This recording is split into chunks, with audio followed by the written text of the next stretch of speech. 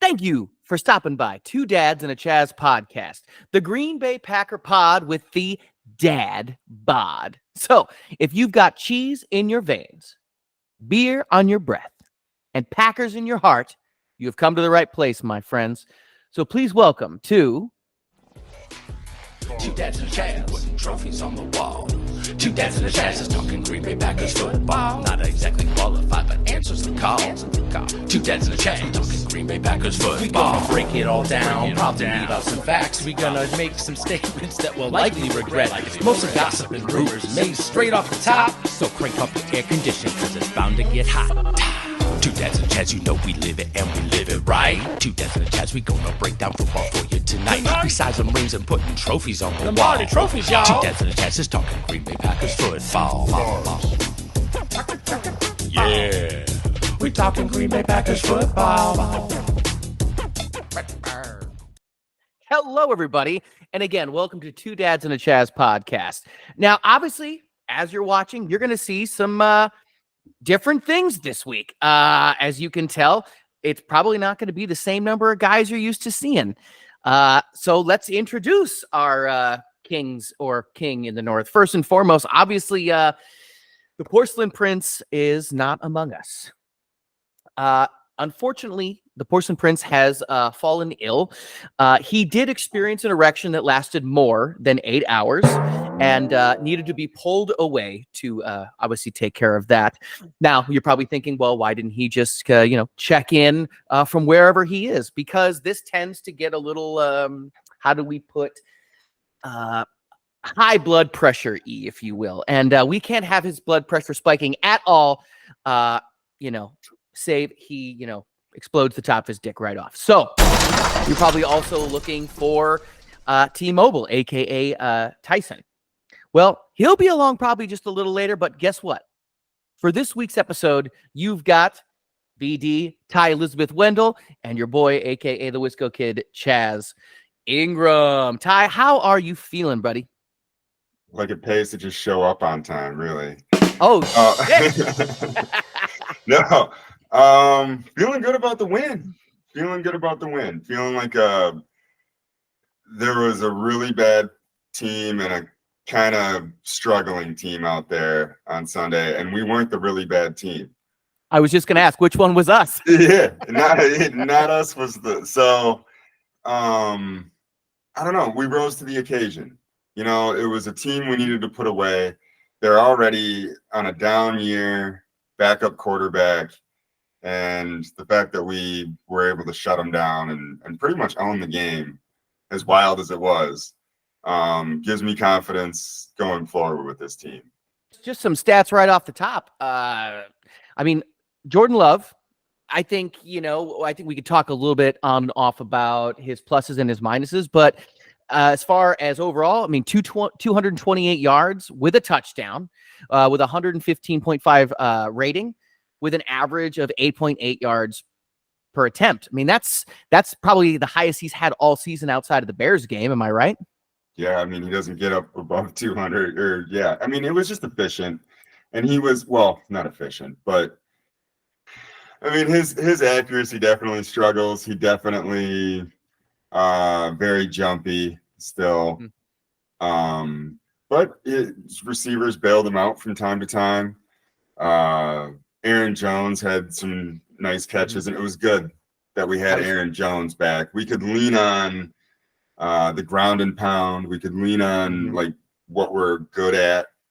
And that was really the game, was just for the offense was, yes, there were some big time completions, but really, throughout the game, it was the run game getting first down after first down.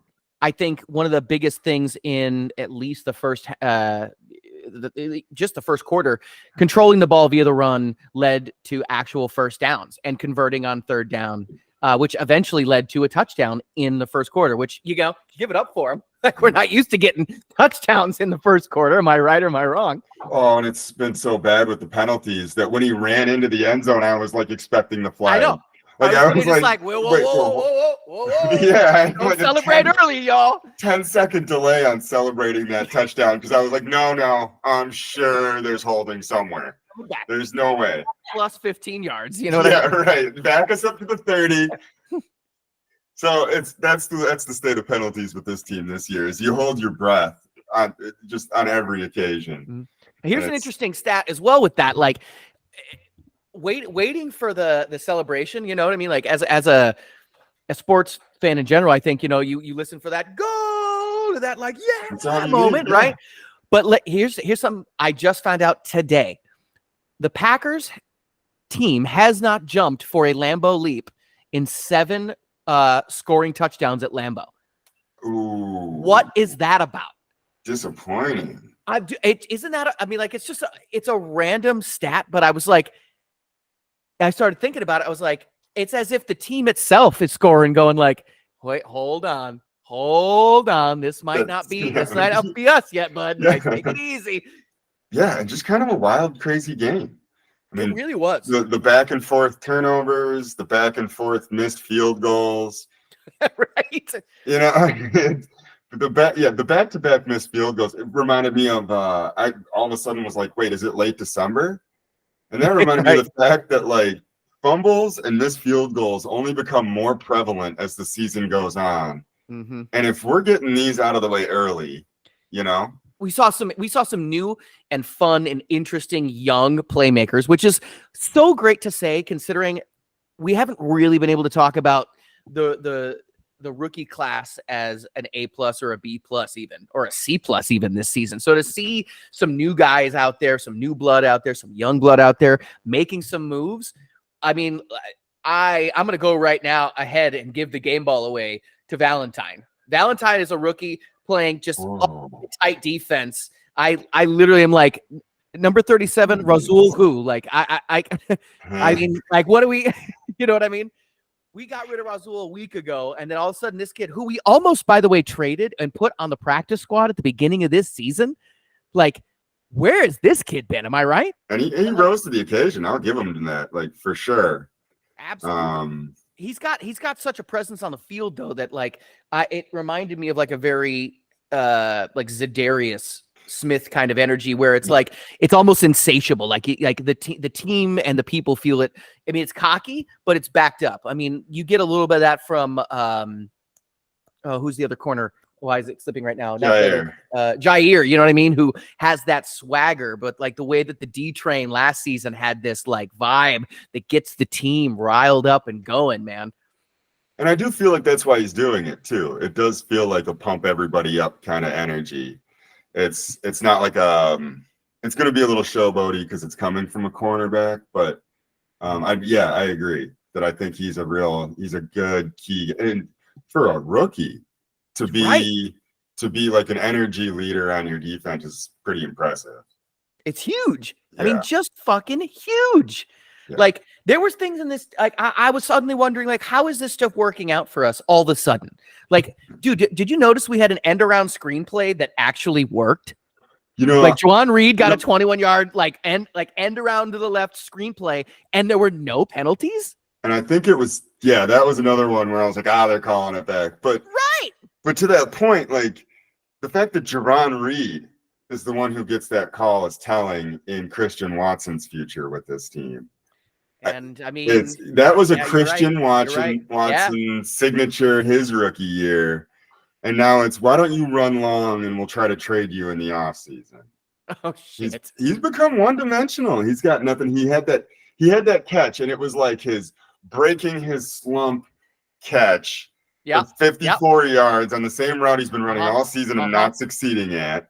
And like then he like broke his like sternum and like couldn't breathe and like hobbled to the sidelines. You're exactly right, brother. And it's funny, it was actually a 37-yard pass, which was the biggest of the day for both teams. And you notice that the last, I'd say 2 to 3 weeks, he's putting him all the way to the end zone on the left side, right? He's running out for it, but he keeps underthrowing. And you saw it twice happen in that game before he got hurt. Both were almost one was in the end zone, and one was just prior to the end zone, where he's having to come back from coverage to try and get Love's ball. And then he finally gets a decent aired out ball. And because of his Love's like lack of impeded getting the long ball to his receivers. He finally gets Watson, and what does he do? He strains his subscapularis muscle, which is a fucking fancy way of saying his shoulder, and is questionable now for the rest of the week and is pulled out of the game. Yep. It's like definitely won't practice. You can't make this shit up. You know what I mean? He's had it rough. And I thought it was telling that Reed was the one who got that call, and Reed made the most of it. He really did. That was pretty exciting. Good play calling. LaFleur got out some playoff. He got out some playoff plays. Mm-hmm. Which, I mean, hell, we're 3-5. What do you got to lose? Don't save it for later. There is no later. That's correct. So when I see these kind of plays from other teams that are losing teams, and I'm like, haha, you need that to turn your season around. Mm-hmm. This might have been the turnaround season, and definitely the area of most improvement was that secondary. I would agree, man. As a unit, I think the Aaron Jones made the offensive line look better, but I don't think they improved. But the secondary stepped it up. There was legit. It was tough. I mean, Ripon is really kind of a terrible quarterback. So it was, we didn't let him get a thing. Like we held him to 135 yards. Right. I mean, there was no breathing room for the run game either. Harassing linebackers. I mean, so I'll say the secondary was the most improved unit this week, but the linebackers have been just so consistent. We definitely got to give them their props. Absolutely. They're the ones. They really are as a unit. It's when the quarterback spreads the ball around and he's like, oh, he's thrown to 9 different receivers. I feel like that's the Packers linebacking core, where it's just like 9 different guys, each doing a thing. And it's working. It's working for me. I love good linebacker play. And Preston Smith is just blowing me away this season. He's not talked about enough. When Tyson eventually joins us, we'll talk about Love's technique and his first read and his footwork and all that. But just for me, like, I think it's a mindset thing that he is, for whatever reason, needs to prove himself on this long ball. And I think he's trying to stretch the defense so that it opens up his legs and he can run the classic Mike Vick trick of like one read on a slant. If that's not there, everybody else is running straight downfield so you can take off. There's a ton of it. And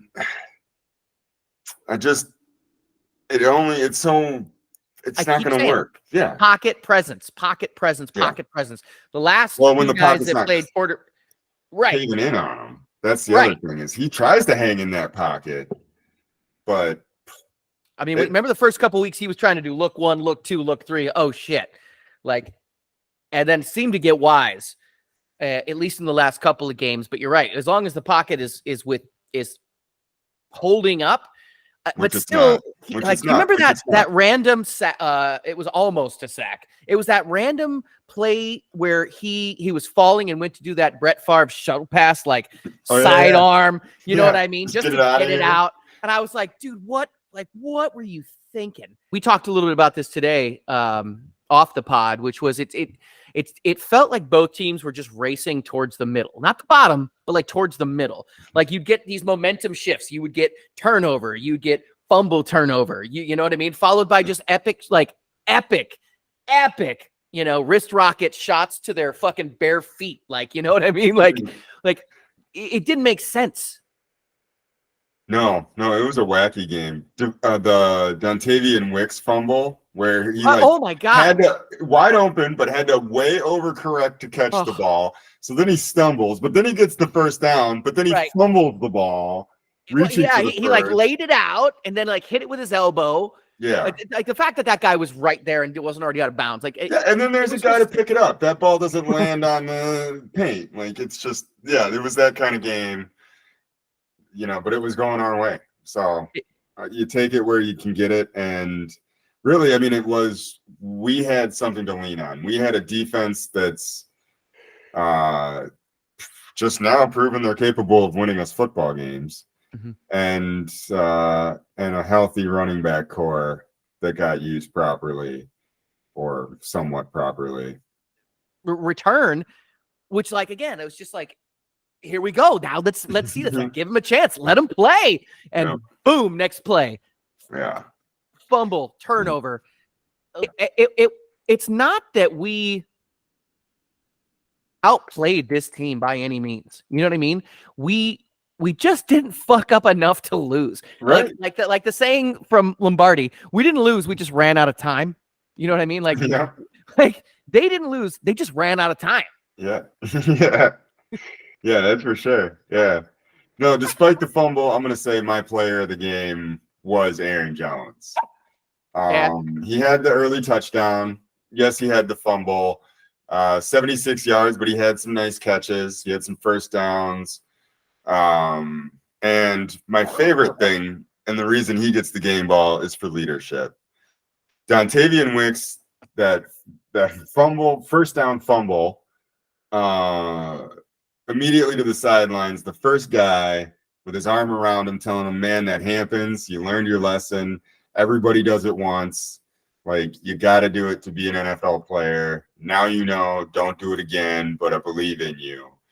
Dontavian Wicks actually had a really nice fourth quarter. He had big catches. He bounced back, man. He really did. And he rallied. And I think it was the support of his teammates. And I think that the teammates rallied around him because Aaron Jones was like, no, this is what a good teammate does. So hats off to Aaron Jones. We're lucky. Put some dirt in it, pussy. It'll happen to everybody. You know what I mean? Get back out there, kid. Don't do it again. Yeah. Yeah, I mean, I would give it to my game ball is still Valentine, which is why I literally want to name this podcast, Razul, who he really stepped up in a huge way. Between him and McDuffie, back-to-back huge pressure on the Rams QB, whose name I can't remember because he's not memorable. Their backup. Yeah, what was his name? It's pronounced Rippin, but it looks like Ripeen. Let's call him Ripeen. Okay, so he's Ripeen now. He's Ripeen. Yeah. And with that, ladies and gentlemen, I'll be back in just a second after this commercial break as I lock up all these dogs. Ty, you're beautiful. I'll see you in just a second. Yeah. We talking Green Bay Packers football. Welcome back to No Dads and a Chaz. As Ty was calling it. The Green Bay Packer pod with Tyler's pod, I guess. Wait, you're not a Tyler, are you? You're just a Ty. No, I'm actually a Tyrell. You're a Tyrell. I'm a Tyrell. Wait, do it with your low voice. Tyrell? Yeah. You just want the audio sample. That you're just gonna cut that. I'm gonna crop it so it's always Tyrell. Well, I managed to get the dogs sedated and or euthanized. So hey, nothing half a bottle of Benadryl can't solve, right? The liquid. Yeah, you got to get the liquid. They pour it over a little bit of wet cat food. They just they're out in 30 seconds. You put just a little bit up their butt, they're out.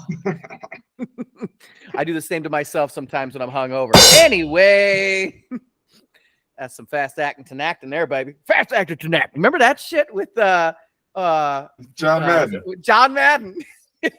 Yeah. God, may he rest, dude. I miss the Madden days. I also miss the days of the fucking.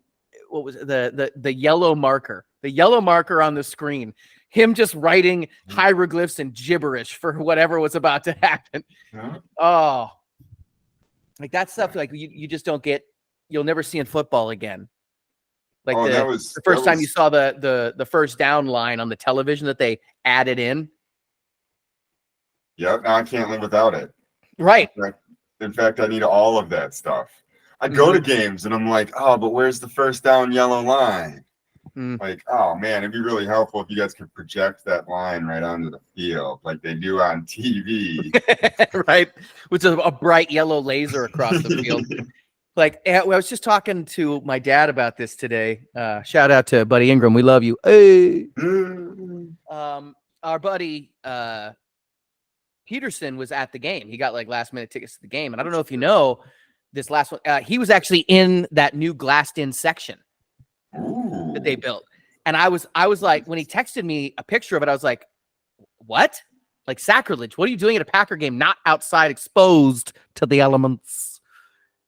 Because my dad actually, because he lives about an hour from Green Bay, has been in there and has toured through there. And he's everybody he's talked to that goes and sees games in there. Yes, it's super comfy. Yeah, you get food and drinks real quick. But essentially, the way, because it's at like a weird position when you're looking down at the field, you're essentially just watching it on television screens, like large television. So like you're at the game watching it on TV. So I there's something about that kind of Dallas Cowboys, stadium experience that like it would never really be for me. I would never spend the money for a Packer like game day ticket to want to sit kind of quote unquote comfortably, I guess. It depends what month it is.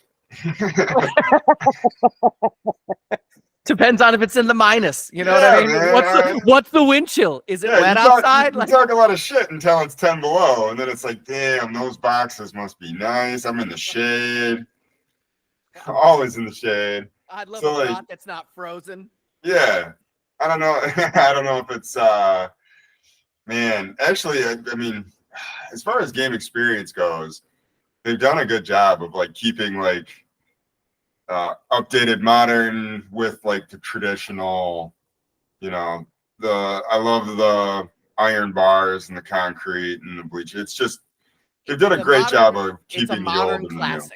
Yeah. It's a modern classic. They went back to the you go in December, man, and just that wind whipping through the stadium. You get through the gate and it's just, it tunnels through there.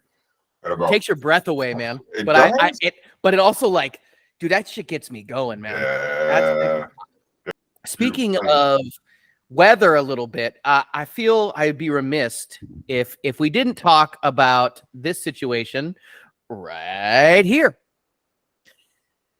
Can we talk a little bit about what was with Matt LaFleur's like comfort baby blanket towel that he had on the whole game? It seemed as if it got longer and longer and longer, or he was shrinking in size or he kept getting bigger towels to wear. At one point, it was like an infinity scarf that I've seen in like Broadway auditions where it was like wrapped around and down his back and down his front. He was using it to like gestate and like, oh my God, like, was it to protect his hair? What was going on here? I mean, it's definitely his blankie. I mean, I hope his binky. Yeah, it's definitely his binky. He definitely needed it. I think Matt LaFleur, he is one of those coaches that loves to pump the crowd up, like on the sideline. I see him walk out onto the field and like pump the crowd up a lot. Yep. I thought initially it was just like a gimmick for that, but then like I saw him like wiping his face with it, wiping his tears with it. He was whipping it, like just thrashing it like a child. At one point, he ripped off his during those two neutral zone infractions. By the second one, when he ripped off the headset, it caught the towel, and he was doing like this. He was this Tasmanian like thing, and he was freaking out. Yeah. So, but you know what? It's only weird if it doesn't work. And so I hope, right. I hope it makes an appearance again this week, and I hope that the staff knows better than to wash it. And we'll just keep it going. Just his binky. Just don't lose his binky. If they shrink his binky, that would be a tragedy. He'd have a total meltdown. So no, good for him for finding a prop. It's not helping him coach any better, but it's making it more entertaining. It's a long football season. I recognize this. Teams that are great in week 2 aren't even going to be there week 16. Mm-hmm. Teams that were apparently falling apart and we're never going to get it together are still the Kansas City Chiefs. Like they're still going to show up. And it's us too. But crazy scenarios happen.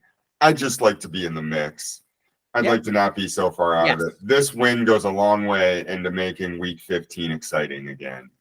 Hopefully, if we can like I said, catch a few more breaks, play a few more teams when they're down, be less hurt than the other guys.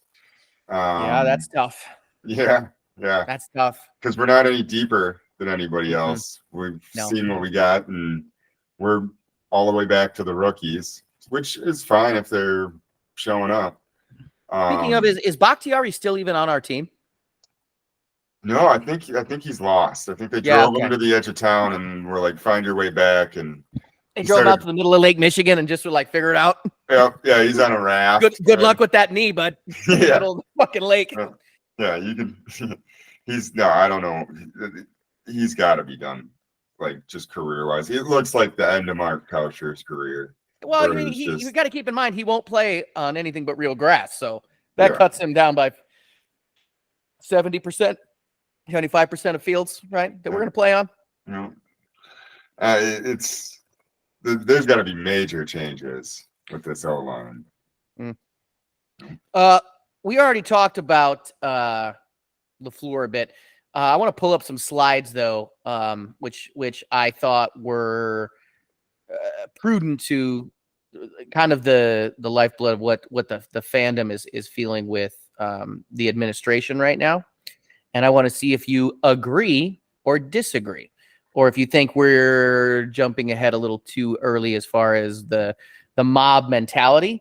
But so as far as this guy right here, 78% say we need a new GM that actually knows football. Of the Packers fans that disapprove of the job Brian Gutekunst is doing as general manager. Agree or disagree? I disagree. Okay, and why? I think Gutekunst is a crafty GM. I think he's brought in a lot of talent.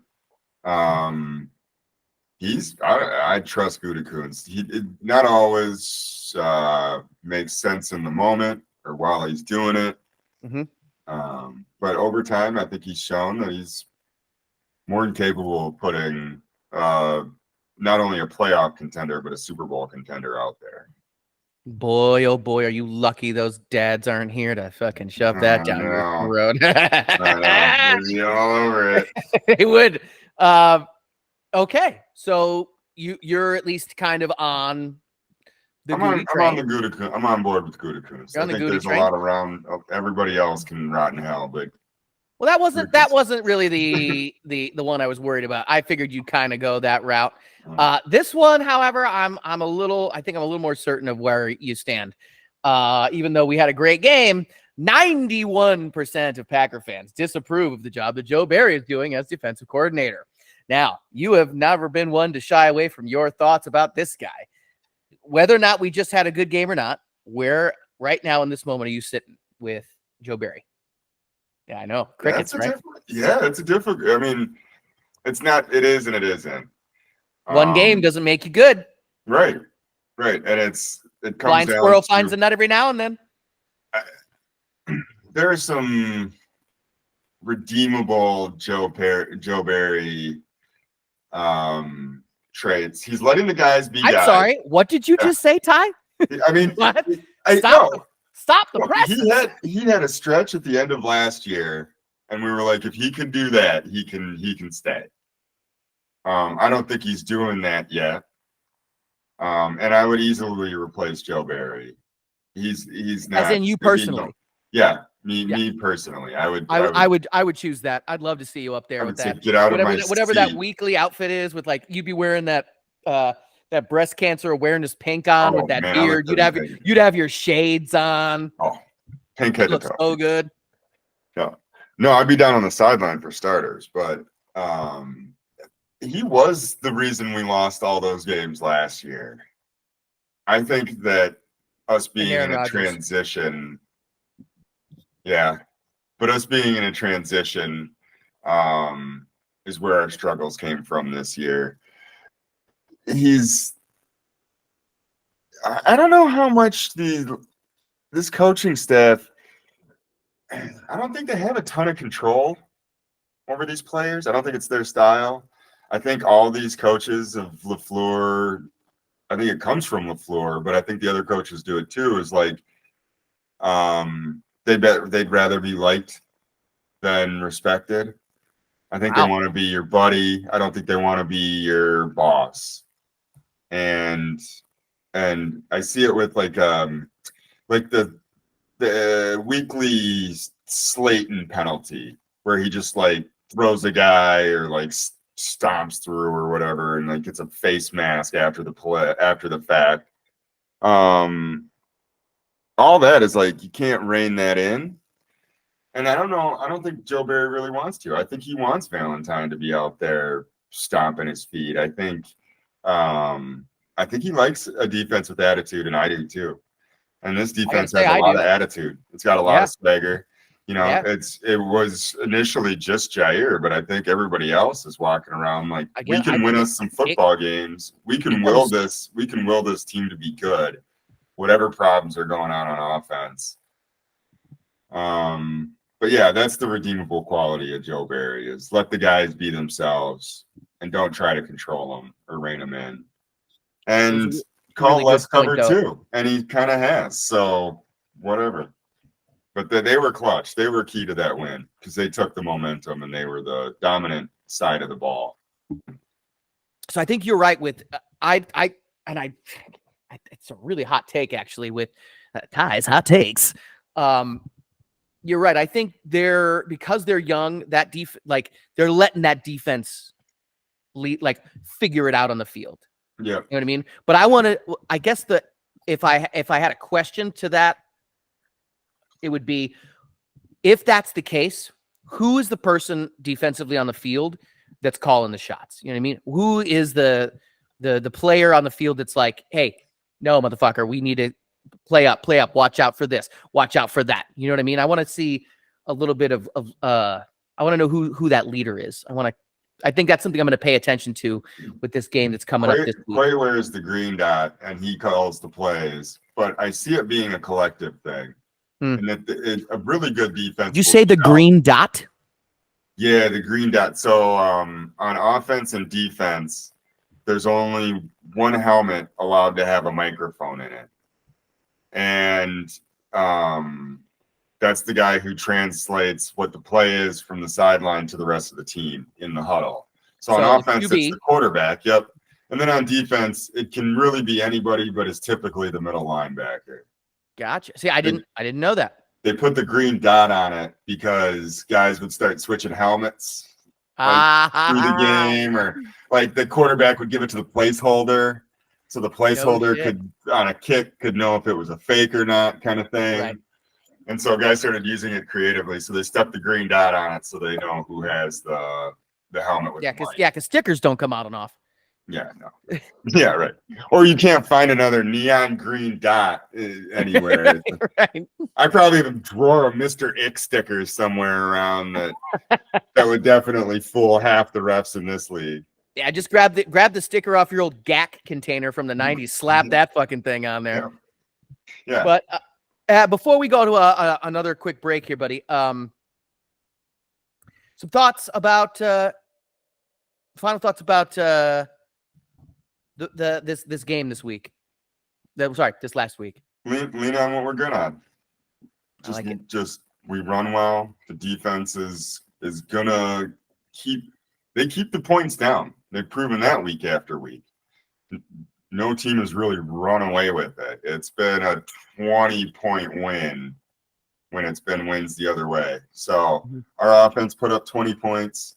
I think that's about where we're at this season is Packers 20 points a game, opponents 19 points a game. That's a win. Yep. We're getting better on third down because third downs are getting more manageable. Simplify, keep it short, and we're on the right track there. So, yeah, and just basically loved what I saw out of the defense. Well, on them. I am going to tag on to what you just said because, ladies and gentlemen who are listening, Chaz Ingram, aka the Wisco Kid, was actually correct and the closest with his score prediction of the week. Yes, correct. The first time he makes an actual score prediction. I called that it was going to be 21-14, and it was 20-3. I'm going to talk more about scores, especially as we get into talking about our opponents. But I'm just going to take that as I'm going to take a lap on that one. Fuck you, fuck you, fuck you. You're cool. Fuck you. Yes, yes, and yes. And I wish the other guys were here so I could rub it in their faces, but here we are. I like everything you said. I'm going to also go a step further and say that I was right, and I'm going to continue to be. I like to think of my predictions like my looks and talent. You know what I mean? They're not going anywhere. You know what I mean? You know what I'm saying? They're not going anywhere. So with that, folks, remember to like and subscribe, as we are on all of our favorite platforms, be it Spotify, YouTube, and iHeartRadio. We'll be back in just a second with Two Dads and a Chaz. Yeah. We talking Green Bay Packers football. Well, hey there, folks. Welcome back to Two Dads and a Chaz podcast. Wouldn't you believe it? One of the dads decided to show up today. We're going to kick it right over for Tyson's hot take on the Rams game. Tyson, how are you, brother?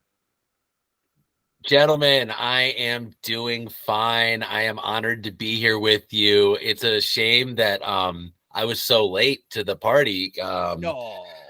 Yeah, and I heard Mr. Mayhew was roaming ready, a little too ready, and now his penis is slowing him down as usual, this time not allowing him to talk, So good luck. We're all thinking about you and your thoughts uncontrollable erection that is really become a medical issue at this point.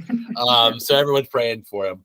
I was hoping I could break down that game last week, guys. I have to say it's been a long time since we got a victory to discuss. So I'd love to kind of break it down. I'm Mr. Negative usually this year. I'm pegged as the asshole and doesn't believe in anything. So I'd love to change that script. Yeah, let me show you what I got. So now that we finally found a sturdy tree root to grab and stop this terrible free fall, we can begin the impossible climb to Green Bay Packers greatness. That's right. We finally won a fucking game, folks. It took a long time, but we got there. It took arguably a not NFL team. But you know what? I learned something about the Green Bay Packers, and I think this is absolutely true. And I don't know that I knew this before, but it's a fact. Our starters can beat your backups. Boom. That's a fact. Our starters are better than your backups, bitch. Amen, brother. As long as you're not a very good team. That's the caveat. You can't be a very good team already. Legit. Then most of your starters can't, especially the quarterback can't play. Right. And then and if all of our starters play, we're better than you, So that's good. That's good. I saw a lot of things I really liked about the game. I'd like to start with the positives because there hasn't been any that I've been able to focus on through the fog of self-loathing pity of why is God destroying my Sundays with mediocre Packer play. Now I can finally say, hey, thanks, big guy. Above average, I'll take it. I will fucking take it. Let's run with it. I want to first off say that one of the players of the game to me, Mr. Biles, otherwise known as Jonathan Owens. I like to call him Mr. Biles because his wife's way more famous than he'll ever be. And a national treasure, let's get real. And, and I think exactly. And we need to talk about it on this show too. What the hell's going on? How much screen time does Kelsey need to get for this fucking pop star of a girlfriend? But we can't get Simone Biles on the TV. She's there. We know she's there. Let's get some FaceTime. Fox, whoever's doing this, you're screwing this up. Okay. But Mr. Biles, what a game, man. This guy was playing smart and fast and crazy, and he was doing everything fast. He was running he was fast to the ball. He was fast to his blocks. He was reading fast. He was even putting that fucking Nicorette pack on so fast he didn't read the instructions. He put it right on his face. That's good enough for me. Let's play. God damn it. Nobody's reading anything in the Biles household. They are going to play. They are fucking jacked, and I love it. Okay. I think that he is something that could be substantial. Maybe if this continues, the combination of our safeties for this first time, like I was so happy with our secondary play, which is not what I would expect to say as a huge Rasul Douglas fan and someone that I thought was the glue that was keeping this team together. He leaves, addition by subtraction, bada bing. You get Bada boom. Well, it's a bad quarterback, but again, our starters are better than your backups, bitch. So that's the fact. So I thought that I was really impressed with him. A couple other names that I wanted to mention that are usually not going to get mentioned, may never get mentioned again. But Carl Brooks making fucking plays, dude. Yeah. Carl Brooks on defense. We got some rookies that are serious contributors right now. Not in a lot of plays, but in big plays only. And honestly, that works for me. Those are fine. Yeah.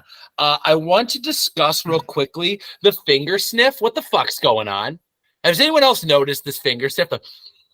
After they fucking make a play, I've seen it used to be a first down. Now it's like a finger sniff. It's weird. What the fuck's going on? They're doing it on offense. They're doing it on defense. It is not a coincidence. It's like after the belt having enough time, you're like, what the fuck is that? What is he doing? Is he humping the air? And we had to make it a thing. Someone needs to ask the question, what's with the stinky finger? What do you guys did? Was there poop on it?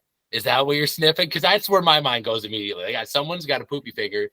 Sniff that finger. And I'm like, Stinky pinky. Stinky pinky? I don't know. It's something, but it's spreading. And at first I thought it was just a really bad choice by Christian Watson, but I've seen a lot of guys sniffing the finger. And I'll take more of it if it means good play. Also, more finger sniffs, honestly. McDonald's, I call him. Old McDonald's playing out of his fucking mind at linebacker. I got to say that there are backups coming in right now on defense that I'm really happy with. His name's not McDonald's, but I like to call him that. McDuffie had a really good game playing. And also, look who looked really good coming back at middle linebacker without Quay there. I don't know, man. I really liked the gaps that were getting filled on defense, the jump off the ball.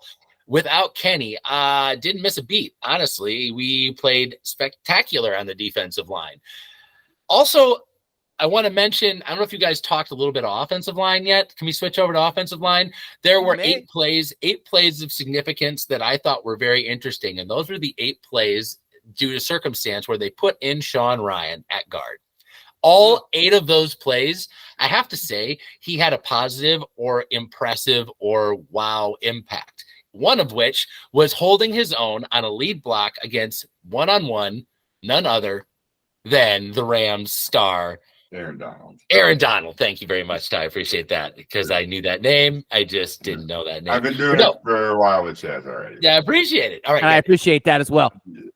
Aaron Donald. That's who. That is an impressive block right there. That's not easy. The guy was a mauler. He moved dudes. Yeah. Of course, LaFleur is like, get him out of here. We got him. We got our shitty guy. Tape back up. Get him back in there. He's out of the can. Get him back in. He's done taking a dump. Let's get this other guy. He looks too good. But it certainly gives me hope to know that when John Runyon poops his pants, we have now Sean Ryan is the next guy up that they are bypassing Newman, who also has poop in his pants, but is not going to get on the field. He just likes that in there. He just has the poop in there, and that's just his choice. I think it contributes to his poor play also. I consider it linked. Others don't. Conspiracy theory, whatever. Call it what you will. But Velcro Shoes Runyon is definitely looking at losing his spot should he not play up to his full caliber. And also, I also wonder, let's talk about Sean Ryan. 3rd round pick, right? The curse. Oh God, can they play? Sean Ryan came into the league, didn't get a chance to play all year. They got popped for PEDs, got kicked out of the league, got kicked out for 6 games. And then, like, that's the end of that year. Next year, it comes in. We let him play all preseason. He actually looks incredible. He looks a little bigger. I don't know. PEDs? I don't fucking care. Whatever. He's bigger, he's stronger, and he's still a mauler. He looked great. He didn't earn his starting spot, and then they did not play him again until this game. And it was only in now. So my question is LaFleur playing chess, guys?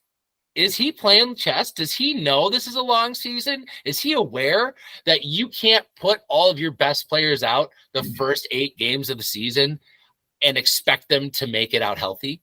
That you have young guys that you feel are better than other guys, but better cost-effective options, or guys that you're paying more that you better get on the field and get your money's worth and use them up and hurt them before you get to the part of the year where the best players need to be on the field and it's not them, and now you're overpaying? I feel like that maybe Coach LaFleur, and I'm hoping, man, I'm projecting here, but I like to do this on the other side because I certainly accuse him of being a piece of shit enough that I might accuse him of being a genius here, and maybe saying fuck all those blowhard dipshits like TYSON Fauché who like to yell at me and tell me how dumb I am. I know what I'm doing. My job's safe. I know I need to get this team better at what they're bad at. McCarthy used to do this shit all the time, where he'd draft a guy and make him do what he's bad at for half the year, and he'd look like shit doing it. He'd be like, what are you doing? And then they'd flip it.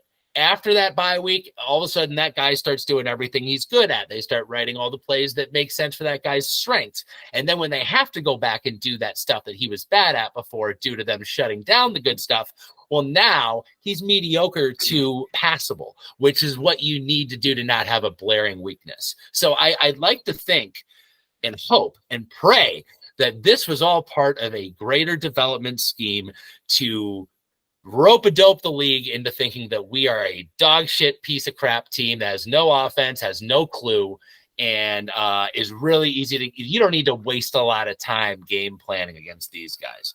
And now, you know, we can actually come out and have an advantage. At least I hope. I can pray. A boy can pray, right? What do you guys think about that crazy theory? Well, I wanted to ask you, because we talked about this a little bit, and Tyson, what did you think about his binky? AKA the LaFleur safety feel good blanket. I want to get to Tyson's thing about, because I noticed that. I was like, why does he need that towel? What is he doing with that? That insanely large, it's a really big towel. That's like a showering towel. That's not even like a sports towel. It was a beach towel. Yeah. I started dubbing it LaFleur's binky. He's running around shaking it. Yeah, what are you doing? I don't see any other coach ever do that. It's been raining for like a lot of years. Never seen a guy who's like, I'll bring my beach towel, hun. This will be perfect. It'll keep me dry. Oh, it looks so cool too. It's draped over my shoulder. Look at me. I'm like a chef, just like on TV. What were you gonna ask me, Ty? Well, I just think, to your point of like the larger conspiracy, that Musgrave touchdown with the double fake to the running backs, that's a playoff play. That's like a playoff play that he just used in week 7, 8. We ran it and it worked and nobody fucked it up. That blew my mind. Yeah. Not only that, guys, we set that play up all game, possibly year long. That's the pony package, multiple years of the pony package being like a waste of fucking plays. Every time we put the pony packages, for those who don't know what that is when we have both AJ Dillon and Aaron Jones on the field at the same time, which could potentially give teams fits, except for no one's respected it and we didn't know what to do with it to this point. But people know we keep running it unsuccessfully.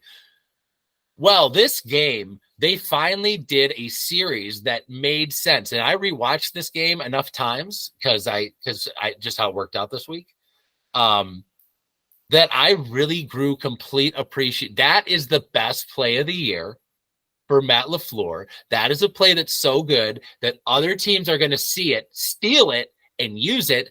I also want to say, we are stealing plays that work. We're doing the push tush. It's about fucking time, okay? Yep. And it worked. What? Every time except for when John Runyon lines up in the neutral zone. Yeah, the shoes were not tight. He didn't Velcro his shoes. He didn't know where his head is. I don't know how you fucked that up twice, but he did. But either way, I feel like if you take those away from it, that was probably one of the best short yardage run plays we've had in years.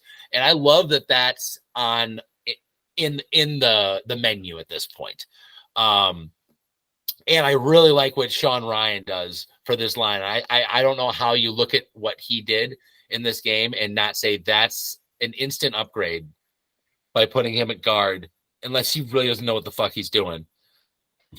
His body did you is notice impressive. though that during that Musgrave touchdown, we touched a little bit on this before, that play worked out, but the only reason, if that play goes not even a full second longer and Love does that weird like fake turnaround, I'm lost kind of thing before he tosses it, he's got two defensive linemen breathing down his throat. So like if that play goes not even a second longer, it doesn't work. That's I watched it over and over and over and over and was like, it was good to see that the timing worked out, but I was also like, I'd rather be lucky than right.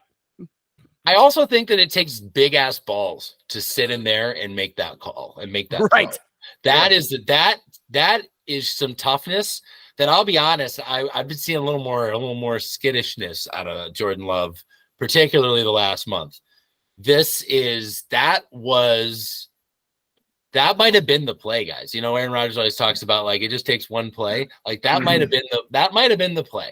Because it felt like that. It had that level of difficulty that it made you admire them for once. And that is something that I can't say I've done all year, except for week 1, which we all agree is fool's gold. I also know fool's gold as well. I'm not a fucking idiot. I don't need to get on the fucking chat and be like, Tyson, you stupid fucking idiot.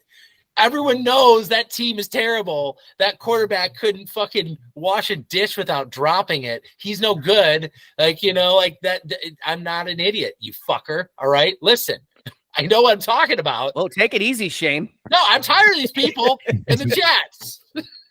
No, another thing, AJ Dillon just keeps getting better, guys. He just keeps playing better and better and better and better and better. And if that keeps, as it gets colder and colder and colder, and we got a mauling guard all of a sudden, all we need is Josh Myers to roll his ankle walking out of target, and we have ourselves a bona fide fucking offensive line, boys. Bona fide. I'll take it. I needed some hope. Run game. What did you think about this guy? What do we got there? Who is that? Oh, Valentine. He had my game ball. He had my game ball, baby. That's why the episode was dubbed Razul Who. Dude, his bottom jaw, like the way that it stuck out, it was like I've seen that before, and it takes amphetamines to get there. And I like where he's at. I like that he is there. Because it's time. I mean, you don't get to the NFL and then be like, well, I'm just going to do my best and hopefully that's good enough. No, you got to do everything that's better than your best to make you better than you were for just like 12 days a year. And that's it. That's all you need. 12 days a year. 12 days a year. 12 days a year, you need to be better than you are. Like, that's it. And you get to be a billionaire, possibly, a millionaire, I should say, and a legend. You may live forever on a building, So I don't know. It's worth it to me. I will also say that Jordan Love would have lost that game if that was a good team we played against. I'm aware of that as well. Okay. Yeah. He threw some 100%. Awful balls. He gave that game away on more than one occasion. They couldn't do anything with the game ball offensively. I am aware of that. However, he didn't do that. We did win the game. There were some positives to Jordan's game this game that I noticed right away and noticed throughout the game. There was definitely some better timing as a whole on the offense. And I just liked what I saw out of the run game in terms of like how things were falling into place, people pulling and actually having the left tackle push enough that center can get around and be a lead blocker. Like, these are the things that we're missing, the details of one guy getting beat. And this is still Walker that's in there. This is still not the same guys that were fucking up 2 weeks ago. They just were able to execute today. And it was really nice to see. It was just really, I was a proud boy of the Packers. Whoa, no, okay. Whoa, hey. I was. Whoa. He wasn't a proud Little boy. man. He wasn't a proud boy. No, I'm not like that. No. Hang on. Wait a minute. Take it easy, edits. Let's just calm I got down. you. I thought you guys were going for a different hang for on. the market. Right. I'm like, whoa, this guy just took a drastic turn. I tell you what. I also will say that I realized something about Christian Watson. He is the right player in the wrong time. And what I mean by that is that we have a young team that's all developing together. He is a guy that is going to make your scouting report every week. And they're going to have to worry about him. But he can't be a real threat because his main bit is that he's fast as shit, but not quick. He's fast down the road. That means we're talking about deep balls. Mm-hmm. We got a quarterback that can't hit deep at all. Okay. Right. So that's the problem. And then but then when he does hit deep, we also have to add in the thing that Christian Watson can't catch. And that is also a problem. He catches with his wrists. Like, what are we doing with this shit? And he's like, oh, darn it. Like, like someone needs to, I don't know. I don't know what needs to happen. He's tall and big and he's such an athlete. Well, great. Is he tough? Does he want that fucking ball more than anything in his life, more than he wants to live? Is he going to grab that fucking ball and hold on? Absolutely not. No way. He's wondering if he's going to catch the ball before he catches it. He is not a confident catcher of the ball, regardless of his size, his hand measurables, how fast he is, how quick he is in and out of his cuts, whether he's running the right routes, whether the ball was shitty, the ball was great. It doesn't fucking matter if he doesn't catch it. So this is why he needs to. Now, this is normal of star wide receivers. They need to develop. Devontae couldn't catch for shit for a long time. Ty and I used to call him pancakes because he has giant hands. We'd be like, he's got too much butter on the pancakes thing. And they just slip away. But then he started putting syrup on there, butter free. He started going commando, no butter, all syrup, whoop bam, whoop bam. And he stopped trying to hit that deep shit, and all of a sudden he's unstoppable. Yep. The short yardage stuff is what this team is going to find success, or the like mid-level pass up the middle, right up the seam.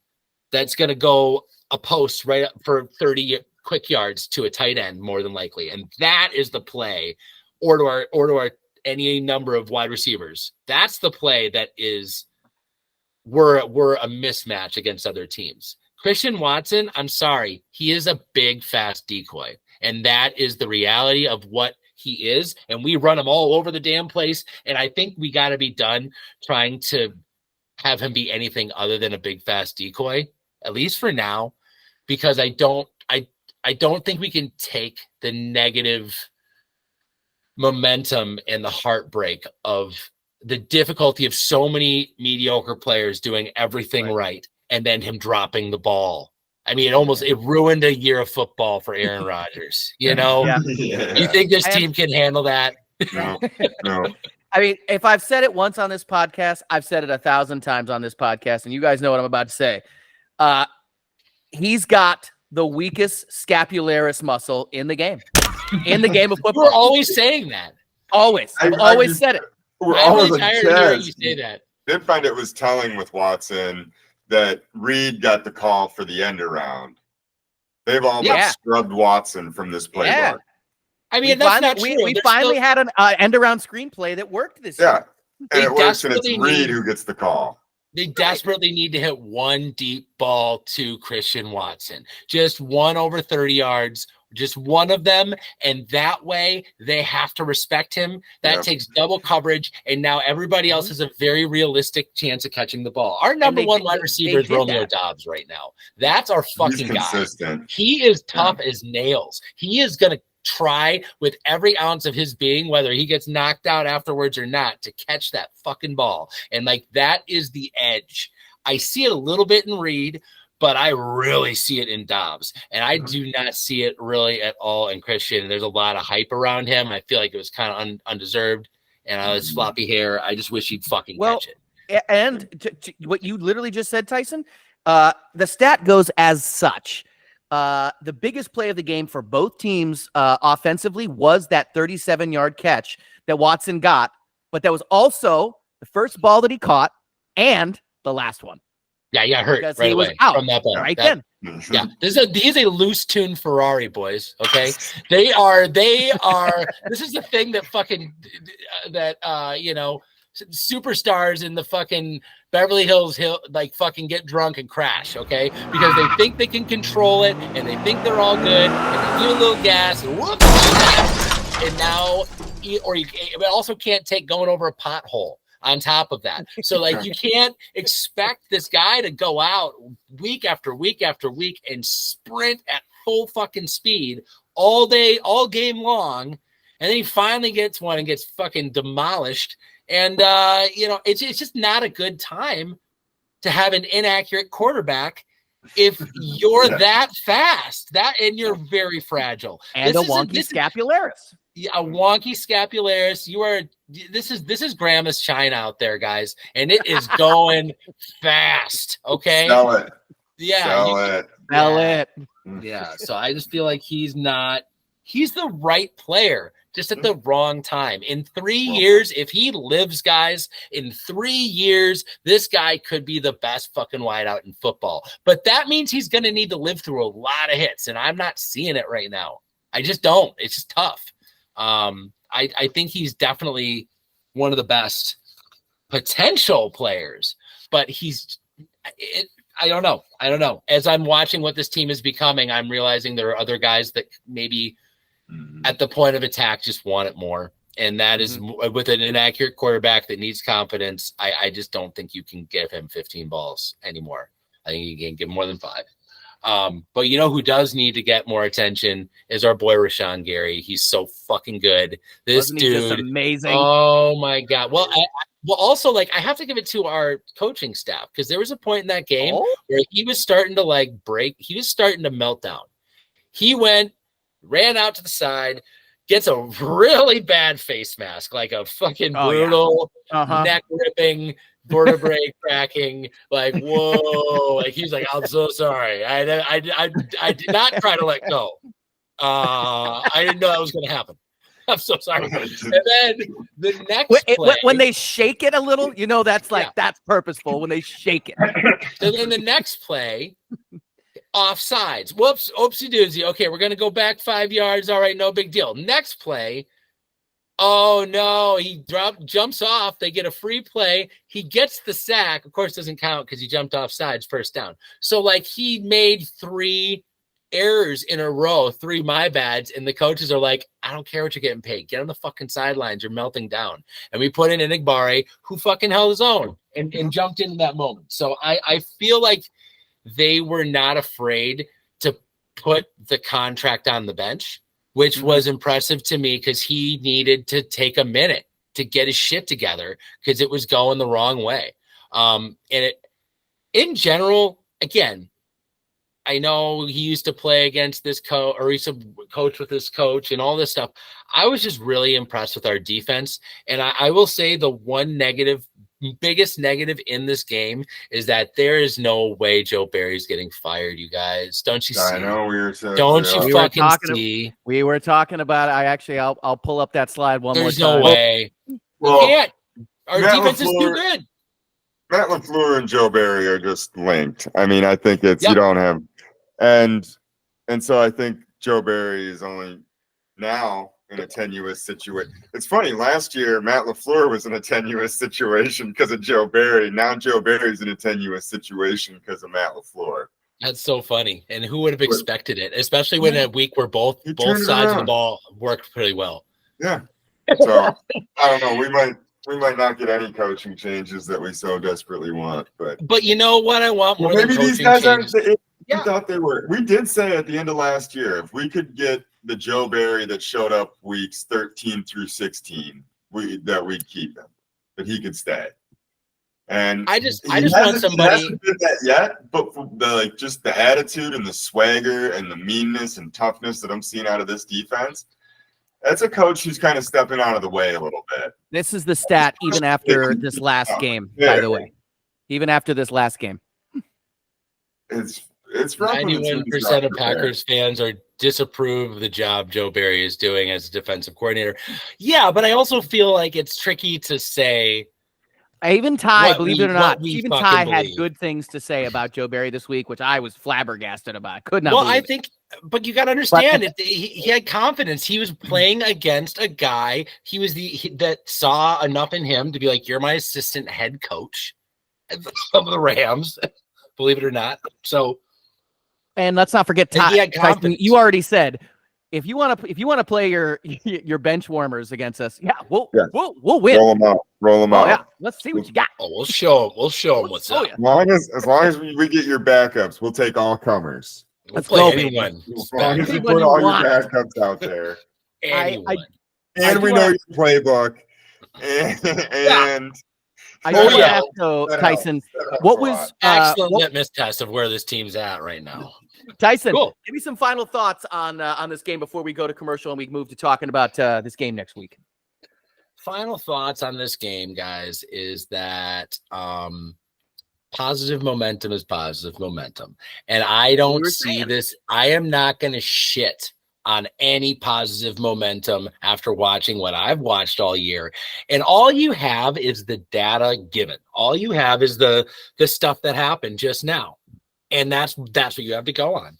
And based on what I have to go on off the last game, I'm proud of my Green Bay Packers, guys. I'm proud of my team. I feel like they tried hard. There was some benefit to that effort. I feel like the coaches figured out where we're at and did some stuff that actually works towards players' skill sets and shows their capacity to make plays. I'm excited to see another game like that because that would give me some real hope.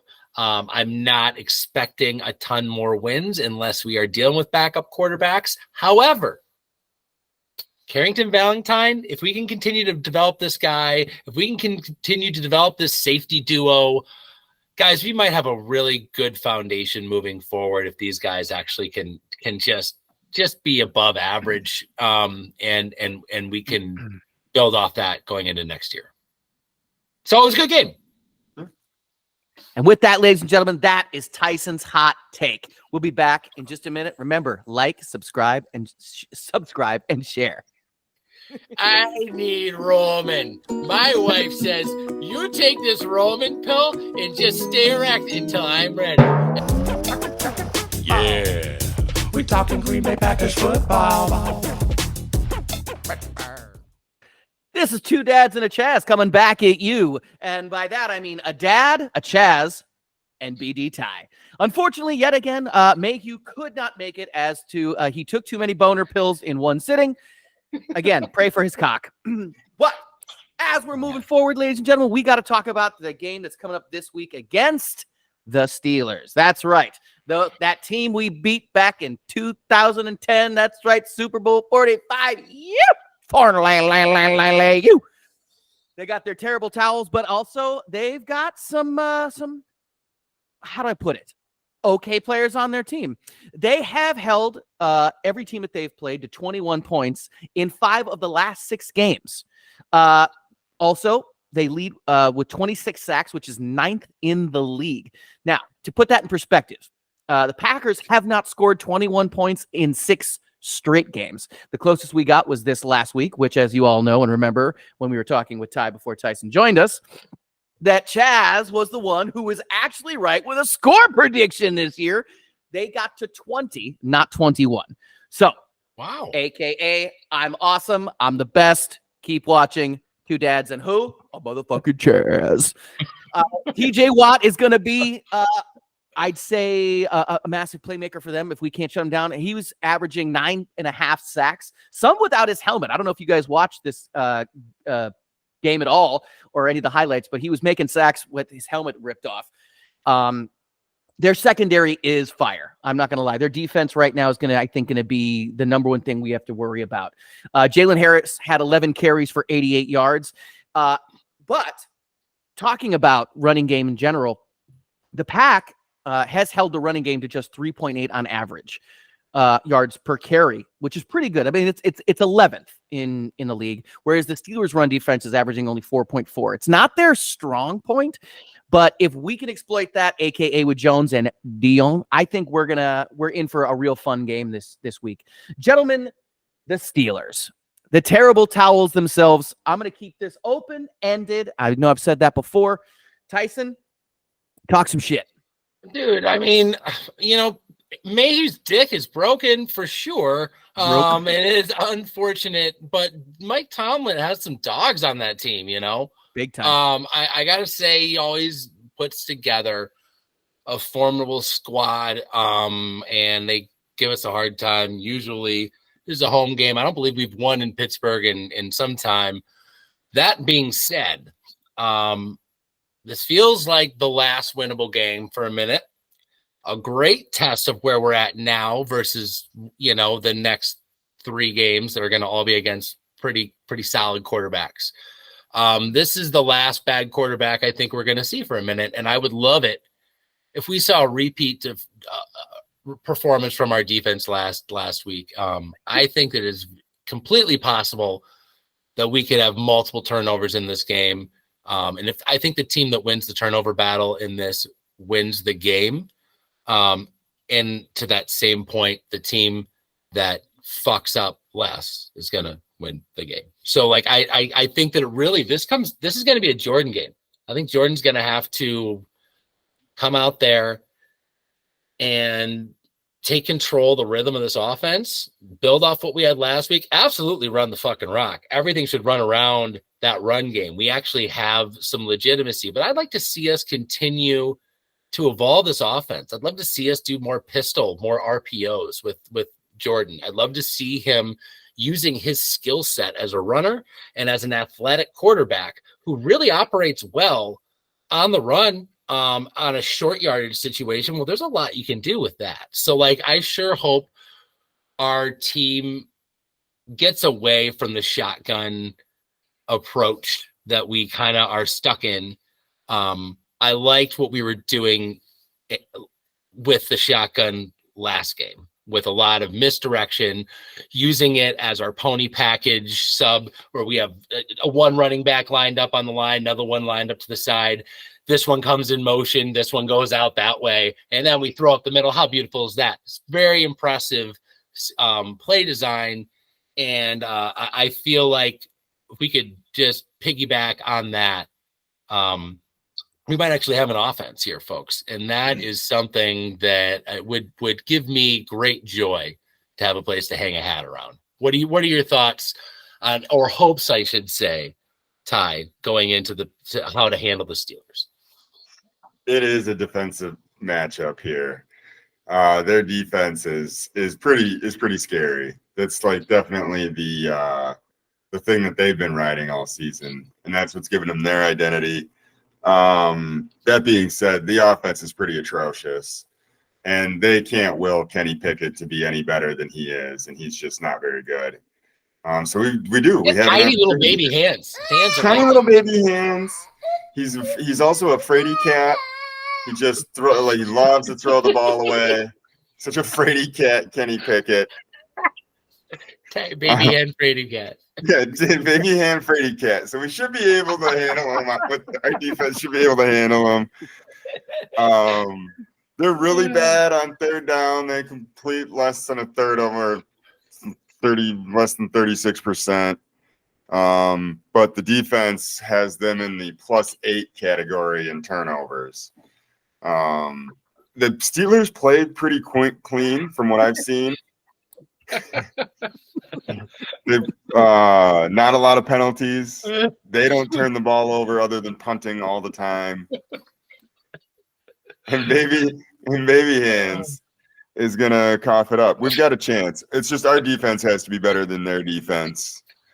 Yeah, I think these are actual footage of Kenny Pickett's actual hands right there. So like, on the scout combine, I recognize him from the scouting photos. Yep. And that doesn't mean he can't play, guys. Don't get it twisted. All right. No, he can't play. He's the fraidy cat, but his baby hands, you know, you'd be surprised. He can open most doors. So I mean, it's good. I'm honestly concerned about like old school football in this one. Time of possession, who's gonna manage the rock, who's gonna the like every call is kind of gonna matter, who's gonna fuck up less. Like if we can avoid flags, my God, we will win this game. I tell you, if we can play clean, we will win, and we can't. But if we could, oh baby, we would win. But we can't do that. But it'd be neat. But this is the kind of team that, like, for real, if we executed straight up player on player, we're gonna win this game. If we play in rhythm, we run the ball, everyone does their fucking job, nobody fucks up. Dude, we can hat up on these guys and win and just flat out beat them. Yep. But we are we've not sniffed that kind of offensive or defensive performance all year. No, I mean that's what the finger's about. Yeah, I mean, that's what the stinky finger's about. It's like we fucking stink.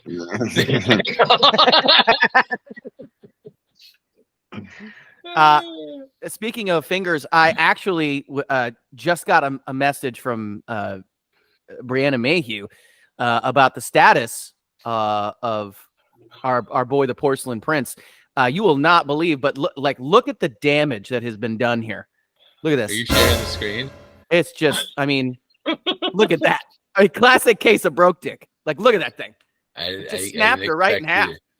Yeah, I know. That must have just happened too, because it was just it was just stuck before, and now it's broken and stuck. It's a real mess.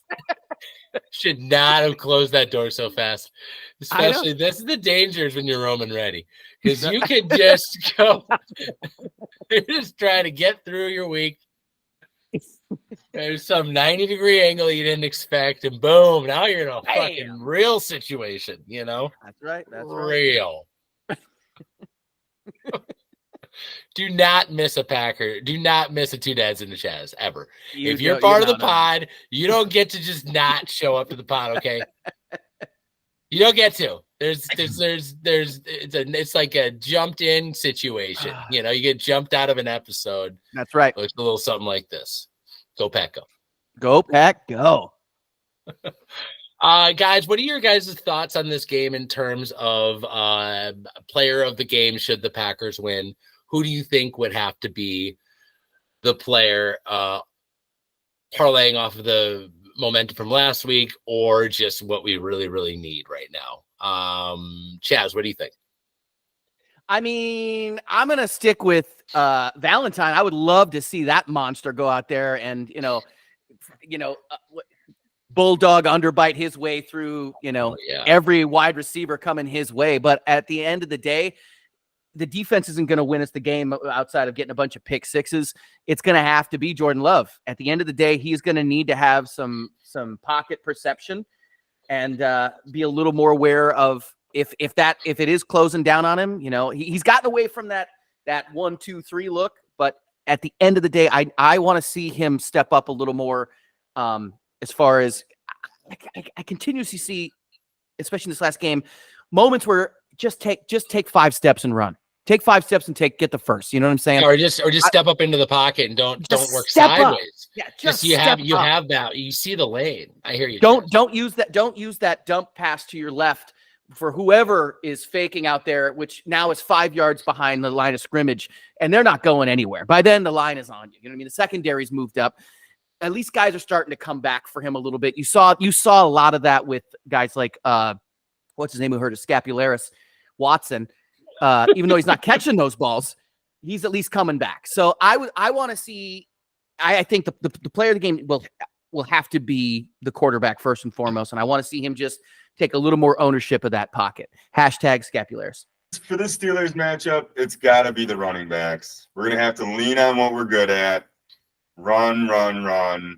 This is going to be a harassing defense, and it's going to be a lot for Love. And he's proven what he does under pressure, which is panic and run for it, trip and be just short of first down. But yeah, if we got a chance in this thing, it's because we're pounding it. It's a battle of defenses first and foremost.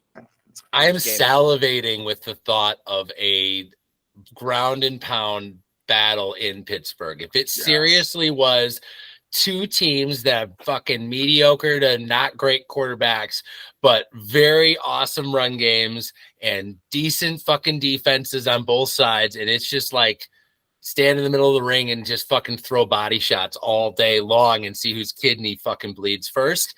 I'm into this. I'm into this, like a slap fight to the body. I'm down. I think we could really, I like what you're saying, Ty. I also think that if we could get all three elements of our run game going, being the outside misdirection of Jones / cutback running, the actual power running that we're seeing out of AJ Dillon, and then I'm starting to see them use Emmanuel Wilson a little more in some effective ways, even though it's garbage time towards the end. I will say that guy has some off-time kind of Sam Congato bowling ball, cannonball kind of style that's like hard to not get 6 yards if you just got a little bit of a running head of steam. If you combine those three games and then Jordan Love just taking a goddamn when the ocean parts, just go. Just it go. Doesn't matter. Just go get the first down and lay on the ground and wait for someone to touch you. That's all you need to do. You don't need to fucking throw a late, silly out route that is in the air. Like that's just run. Just go forward. Just go. And I hope that. And if we can just have him get me like, I don't know, like 32 yards, 32 very important yards. And then you get AJ Dillon giving you like 75 back breaking. Fuck, we can't stop these guys yards. And then like 80 misdirection. Whoopsie, we missed him. I'm running while I'm screaming in the air. Aaron Jones yards. Like I think we could really fucking decimate this team, even if it was a close game. Like it's one of those games that like, man, they just took it away. You know, I'd love for us to be the run game. That could do that. I'm real curious who's starting at guard. I bet it'll be Runyon. Yeah, this probably. Team doesn't learn fast, but I hope Sean Ryan gets some more playing time. Fuck continuity. I want our team to be effective. So I don't need the same 5 losers in a crew. I want some winners. You know, even if one of them can only work every other weekend.